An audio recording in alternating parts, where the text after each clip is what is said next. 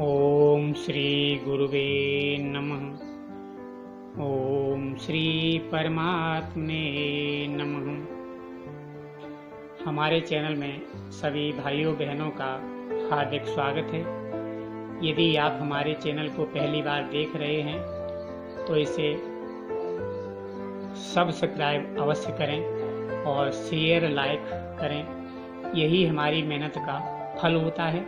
आपसे निवेदन है सब्सक्राइब कर लें, घंटी को जरूर दबाएं जिससे हमारे ज्ञानवर्धक और सूर्योदय विज्ञान के रहस्य आप तक पहुंचते रहें। हमारा प्रयास है आप सभी तक सूर्योदय विज्ञान की, जो हमारी भारत की बहुत प्राचीन विद्या है, जैसे श्री रामचंद्र जी ने, जैसे श्री कृष्ण जी ने अपने गुरुकुल आश्रमों में अपने गुरुओं द्वारा इसको पूर्ण सांगोपांग गूढ़ रहस्यों सहित इसका अध्ययन किया था, उसी विद्या को हम पुनः आप सभी तक पहुंचाने का हमारा पूरा प्रयास है। हमारा ओमेश्वर सूर्योदय विज्ञान संस्थान इस कार्य में कार्यरत है। संपूर्ण भारतवर्ष में हमारी संस्था इस विद्या का प्रचार प्रसार कर रही है और हमारा यही प्रयास है कि आप भी इस सूर्योदय विज्ञान को, सूर्योदय विद्या को अवश्य सीखें और जानें और लाभ प्राप्त करें, अपने जीवन को सफल बनाएं। तो आइए ज़्यादा समय न लेते हुए, निवेदन आपसे ये है, वीडियो को शुरू से अंत तक जरूर देखें, तभी हमारे गूढ़ रहस्य, गूढ़ विद्याओं को आप सही तरह से सीख सकेंगे, समझ सकेंगे। आइए अध्याय 2। इस स्वर रूप महान तत्व का ज्ञान जब तक मूल लोगों को नहीं होता तब तक इन लोगों का नाम और रूप आदि में असत्य ज्ञान या भ्रम होता है और ये अज्ञान से सर्वथा मोहित रहते हैं। संपूर्ण शास्त्रों में श्रेष्ठ यह सूर्योदय शास्त्र है। आत्मा को प्रकाशित करने वाला यह एक महान दीपक ही है। चाहे जिस किसी को इस शास्त्र का ज्ञान नहीं देना चाहिए, इस शास्त्र का ज्ञान अपने चित्त, वाणी और बुद्धि में ही रखना चाहिए। तिथि, नक्षत्र, बार, ग्रह, देवता, भद्रा, व्यतिपात, वैद्रति आदि योगों से स्वर बल से होने वाले 100 फल का नाश कभी नहीं होता। शंकर जी कहते हैं, हे देवी, शुद्ध स्वर बल का प्राप्त होने पर सभी शुभ फल प्राप्त हो जाते हैं। इस स्वर शास्त्र में किसी प्रकार का बुरा योग न था, न है और न कभी होगा ही। पंडितों को अपने शरीर में फैली हुई अनेक रूप की नाड़ियों को अपने शरीर के ज्ञान के लिए अवश्य जानना चाहिए। नाभि स्थान से लेकर कंधे तक जो मेरुदंड या अंकुर है, उसके आसपास शरीर में 72,000 नाड़ियां होती हैं। नाभि में रहने वाले कुंडली चक्र के ऊपर 10 और नीचे भी 10 नाड़ियां होती हैं। कुंडली चक्र का स्वरूप सर्प की कुंडली की तरह है। 24 नाड़ियों की संख्या में नाड़ियों के 2 समूह तिरछे गए हैं। उनमें 10 नाड़ियां प्रधान हैं, अन्य 10 नाड़ियां वायु को वहन करने वाली हैं।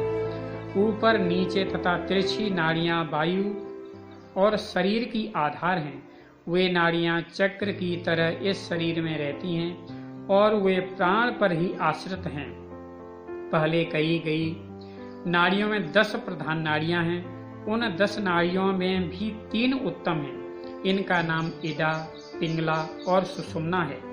उक्त तीनों नाड़ियों से भिन्न गांधारी, हस्तजिह्वा, पूषा, यशस्विनी, अलम्बुसा, कुहू और शंखिनी, इस प्रकार 7, सब मिलाकर 10 नाड़ियां प्रधान हैं। शरीर में बाहीं ओर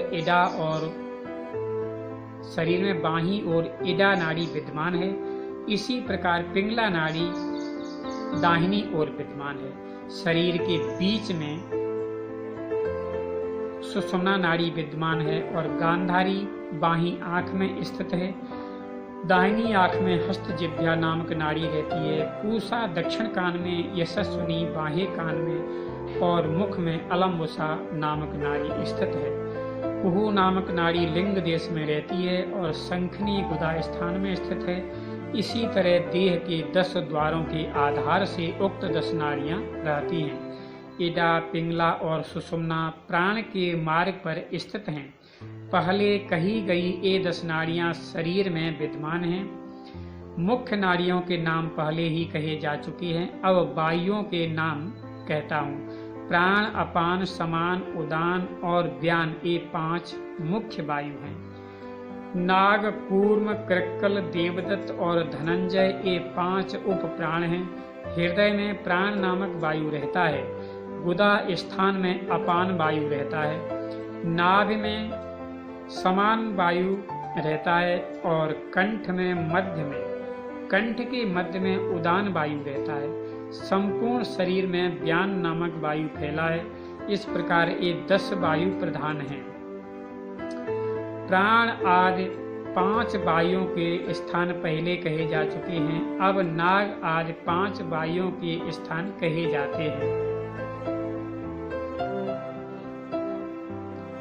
डकार की वायु को नाग कहा गया है। जिस वायु के द्वारा नेत्र के पलक खुलते एवं बंद होते हैं उसको कूर्म कहा जाता है। छींक में कारण कृक्कल वायु है। जम्हाई का कारण देवदत्त वायु है। धनंजय नामक वायु सारे शरीर में व्याप्त है। इसीलिए यह मृत शरीर को भी नहीं त्यागता है। उक्त 10 वायु शरीर की सभी नाड़ियों में जीव रूप धारण कर भ्रमण करते हैं। शरीर के बीच में प्राण वायु की गति स्पष्ट प्रतीत होती है। उसे विद्वान इडा, पिंगला, सुषुम्ना नाड़ियों द्वारा जाने। शरीर के दक्षिण भाग में पिंगला और वाम भाग में इडा रहती है। बाएं फेरे से इडा और पिंगला दाहिने फेरे से रहती है। इडा नाड़ी में चंद्रमा और पिंगला नाड़ी में सूर्य रहता है। सुषुम्ना में शिव हंस रूप से रहते हैं। इसलिए सुषुम्ना को शिव स्वरूप ही कहा गया है। दूसरा अध्याय समाप्त होता है। हमारे चैनल को अवश्य देखें और हमारे चैनल में आपको अच्छे प्राचीन गूढ़ रहस्य ज्ञानवर्धक वीडियो मिलते रहेंगे। हमारा पूरा प्रयास रहेगा आप तक प्राचीन विद्याओं के गूढ़ रहस्य पहुंचाने का। तो सभी भाइयों बहनों को जय श्री राम, जय श्री कृष्ण।